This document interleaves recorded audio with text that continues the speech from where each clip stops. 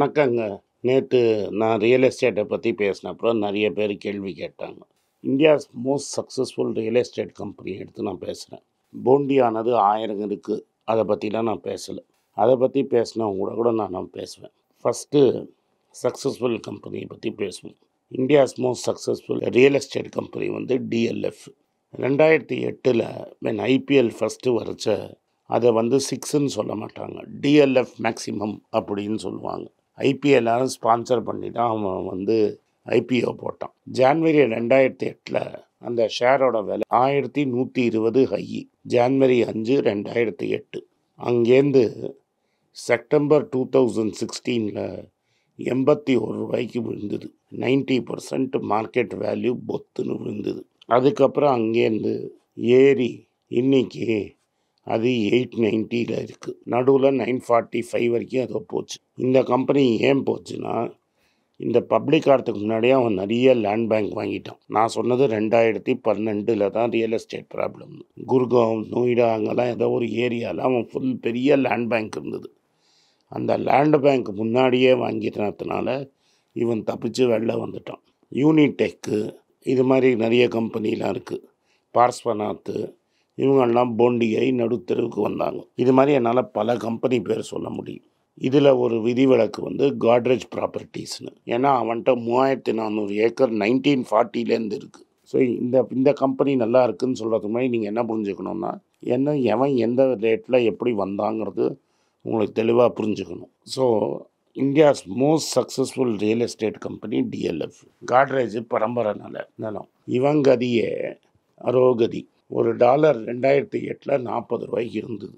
இன்றைக்கி 80 ரூபாய்க்கு ஆகிருக்கு. இன்னும் அந்த ரேட்டுக்கு வரல. தட் இஸ் ஓடுற இடத்துலையே இருக்கணும்னா கூட இது 2040 ரூபாயில் இருந்திருந்தால் தான் டாலரில் அதே லெவல் 2008 லெவல்லையே இந்த லெவலில் இருக்குதுன்னு அர்த்தம். 1000 ருபீஸுங்கிறது 2040ல் இருந்தால் தான் இன் டாலர் டேர்ம்ஸ் சேம் லெவலில் இருக்குதுன்னு. இது பொத்துன்னு 81க்கு விழுந்தது. லக்கிலி இவன்ட்ட லேண்ட் பார்சல் நிறைய இருந்ததுனால இவன் கடனெல்லாம் நிறைய குறைச்சிட்டான். அதனால் இவன் தப்பிச்சான். இல்லாட்டா யூனிடெக் மாதிரி சங்கு தான். மெட்ராஸில் நிறைய கம்பெனி இருக்குது. அலாக்ரிட்டி, ப்ரீமியரு, இது மாதிரி பட்டாஸ் லிஸ்ட் மாதிரி எடுப்பேன். பட்டாஸ் லிஸ்ட்டுன்னு சொல்லுவேன். அது மாதிரி லிஸ்ட்டு எடுத்து தலையில் வெள்ளத்துண்டு போட்ட கம்பெனியெல்லாம் இருக்குது. அதனால் நாங்கள் ரியல் எஸ்டேட்டில் போட்டோம், சூப்பராக இருக்கும் அப்படின்னு உங்களே ஏமாற்றிக்காதீங்க. இது லிஸ்டட் கம்பெனியில் பெஸ்ட்டு கம்பெனி என்னன்னு சொல்லிட்டேன். எக்ஸப்ஷன் என்னன்னு சொல்லி காட்ரேஜ் ப்ராப்பர்ட்டிஸு 3400 ஏக்கர் 1940ல் வாங்கியிருக்கிறான். அதுதான் எக்ஸப்ஷன்னு சொல்லிட்டேன். இப்போது ஏன்னு எக்ஸ்பிளைன் பண்ணுறேன் உங்களுக்கு. நேற்று வந்து உங்களுக்கு ரெசிடென்ஷியல் மார்க்கெட்டை பற்றி டீட்டெயில்டாக பேசிட்டேன். இன்றைக்கி கமர்ஷியல் மார்க்கெட்டை பற்றி பேசிட்டேன். நீங்கள் என்ன சொல்லுவீங்க? எனக்கு ஒரு ஃப்ரெண்டு இருக்கலாம். காக்னிசன்ட்லேருந்து ஒரு 10 வருஷத்துக்கு முன்னாடி ரிட்டையர் ஆகிட்டு வீட்டில் மற்ற வித கன்சல்டிங் பண்ணிகிட்ருக்கார். எனக்கு ரொம்ப க்ளோஸ் ஃப்ரெண்டு. அவர் ஒய்ஃப் டாக்டர். அவர் சொந்த ஊர் காஞ்சிபுரம். அவன் வந்து இங்கே அமெரிக்காலாம் இருந்துட்டு இங்கே வந்து போகிறோன்னு ரிட்டையர் ஆகிட்டார். அவன் ஃப்ரெண்டு அமெரிக்காலேன்னு வந்தான். டேய் மச்சி, மாப்பிள்ளை காஞ்சிபுரம் பக்கத்தில் லேண்டு வாங்கியிருக்கேன்டா, போய் பார்க்கணும் அப்படின்னா. இவன் அமெரிக்காவில் இருக்கான். காஞ்சிபுரத்தில் 10 லட்ச ரூபாய்க்கு லேண்ட் வாங்கிட்டு 10 வருஷம் கழிச்சு வந்திருக்கிறோம். நேராக போய் பார்த்தா அந்த மாப்பிள்ளை அந்த ஏரியாவே கண்டுபிடிக்க முடியல. அந்த ஏரியாவே காடாக இருக்குது. எவனும் வாங்கலை.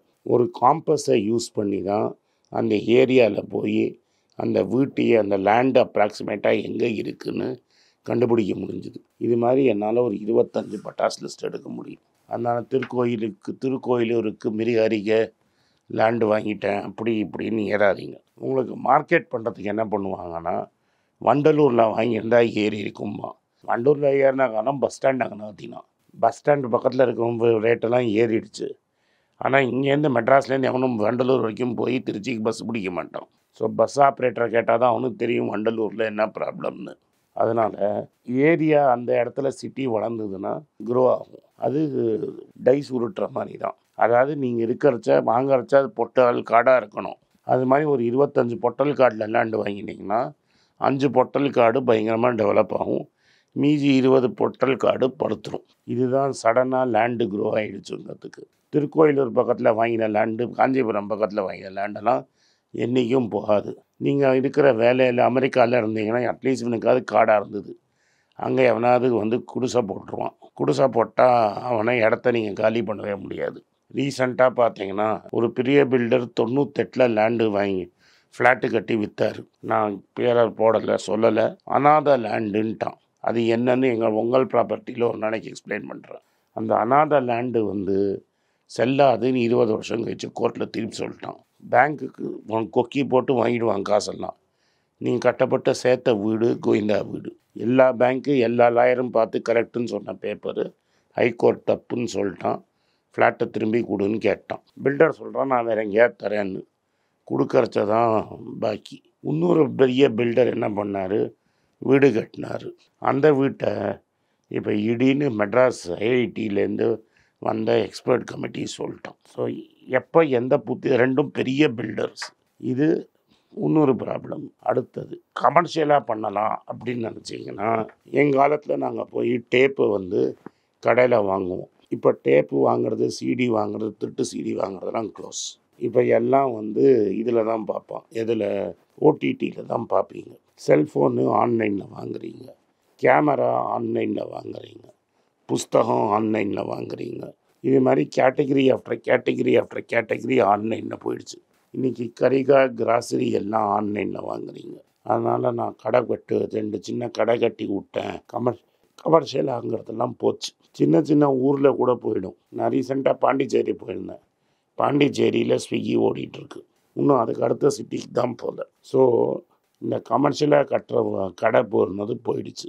கடைசியாக எப்போ சினிமா தியேட்டருக்கு போய் சினிமா பார்த்தீங்க? பிவிஆரோட ஸ்டாக்கை பார்த்தீங்கன்னா உங்களுக்கு தெரியும். சத்தியம் மாதிரி ஹைலைட்டாக கரெக்டான டைமில் விற்றுட்டு எஸ்கேப் ஆனவன் தப்பிச்சான். இப்போ ஐநாக்ஸும் பிஎன்ஆரும் கூட மர்ஜ் ஆகிடுச்சு. அமெரிக்காவில் எல்லா தியேட்டர் கம்பெனியும் காலி. ஏன்னா நீங்களே வீட்டில் பெரிய டிவியில் போட்டு படம் பார்க்கலாம். ஸோ படம் பார்க்க முடியாது, ரெஸ்டாரண்ட்டு போக மாட்டேங்க. சின்ன சின்ன ரெஸ்டாரண்ட்லாம் செத்துருச்சு. பெரிய ரெஸ்டாரண்ட்டுக்கு போய் சாப்பிடுவீங்களா இருக்கும் எப்போ? அது இந்த சின்ன சின்ன ரெஸ்டாரண்ட்டில் போய் உட்காந்து சாப்பிட்டு அதில் வந்த சந்தோஷம்லாம் போச்சு. இதோட பெரிய ப்ராப்ளம் என்னென்னா, இந்த பிளாட்டை அன்அப்ரூவ்டாக வாங்கி போட்டு மெட்ராஸில் ஹைகோர்ட் ஒரு ஆர்டர் போட்டுடுச்சு. அதை ரெகுலரைஸ் பண்ணுறதுக்கு ஹெவி ஃபைன். அது கட்டுறதுக்கு எந்த ப்ரமோட்டர்ட்டியும் கிடையாது.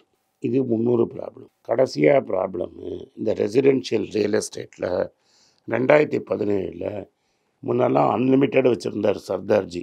ரெண்ட் பெனிஃபிட்டும் இந்த இன்கம் டேக்ஸ் பெனிஃபிட்டும். இப்போ இவங்க என்ன பண்ணிட்டா, மேக்ஸிமம் நீங்கள் 2 லட்ச ரூபா தான் கிளைம் பண்ண முடியும்ட்டான் இன்கம் டேக்ஸில். அடுத்தது 2வது வீடு வாங்கினீங்கன்னா அந்த கிளைம் கிடையாதுன்ட்டான். எல்லாம் அந்த 2 லட்சத்துக்குள்ளே தான் அடக்கம்ட்டான். ஓவராலாக டிமானிட்டைசேஷன், ஆன்லைனில் பிஸ்னஸ் நடக்கிறது, plus high value of land எல்லாம் சேர்த்து ப்ளஸ் டிமானிட்டைசேஷன் ரியல் எஸ்டேட் மார்க்கெட்டே ஒழிச்சிருச்சு. அது டிஎல்எஃப் ஸ்டாக்கில் நல்லா தெரியுது. டிஎல்எஃபோட சார்ட்டை முதலையே போட சொல்கிறேன், யூனிடெக்கோட சார்ட்டை போட சொல்கிறேன், பார்ஸ்வநாத் பில்டர்ஸோட சார்ட்டு போட சொல்கிறேன். எல்லாத்தையும் பாருங்கள், நீங்களே முடிவு பண்ணிக்கோங்க. நன்றி, வணக்கம். உங்களுக்கெல்லாம் தெரியும், ரீசெண்டாக மீடியாவில் பார்த்துருப்பீங்க, ஏன்னா தமிழ்நாடு காங்கிரஸ் கமிட்டி ஊடக பிரிவு தலைவராக அப்பாயிண்ட் பண்ணியிருக்காங்க. ஸோ பொலிட்டிக்கலாக என்னோடய வியூஸ் என்ன அப்படின்னு நீங்கள் ட்விட்டரில் ஃபாலோ பண்ணணும்னு நினச்சிங்க, @AnandS1967 என்னை ஃபாலோ பண்ணுங்கள். என்னோட original ID, Twitter ID for politics அதுதான். ஸோ பாலிட்டிக்ஸ் சம்மந்தப்பட்ட என்னோட எல்லா ஒப்பீனியன்ஸ், வியூஸ் எல்லாமே அதில் வரும். அதில் ஃபாலோ பண்ணுங்கள். நன்றி, வணக்கம்.